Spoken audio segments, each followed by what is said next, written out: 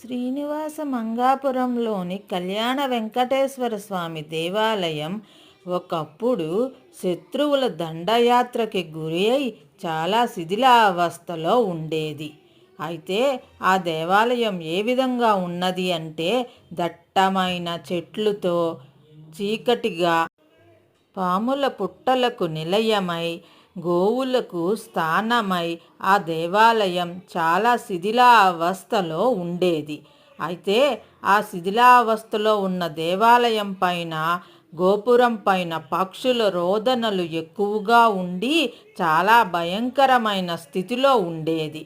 అప్పుడు శ్రీనివాసునికి ఆ దేవాలయాన్ని పునరుద్ధరించుకోవాలని అనిపించి కంచిలో నివసించే శ్రీ సుందరరాజస్వామి వారికి కలలో కనిపించి తగు సూచనలు ఇచ్చి అంతర్ధానమయ్యారు.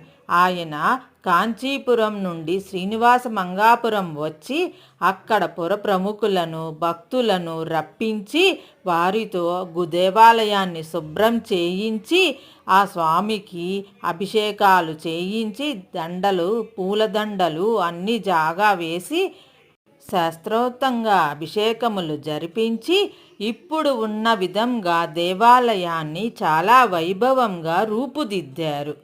ఆ శ్రీమన్నారాయణుడు నారాయణవనంలో పద్మావతీదేవిని వివాహం చేసుకొని తిరుమలకు వెళ్తూ అగస్త్యముని ఆశ్రమానికి వెళ్తారు.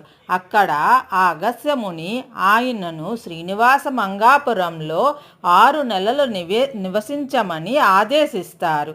అప్పుడు ఆ వెంకటేశ్వర స్వామి పద్మావతీదేవితో సహా 6 నెలలు ఆ దేవాలయంలో ఉండుట వలన అక్కడ అది కళ్యాణ వెంకటేశ్వర స్వామిగా ప్రసిద్ధికెక్కారు. ఇది వెంకటాచల మహత్యంలో చెప్పబడినది.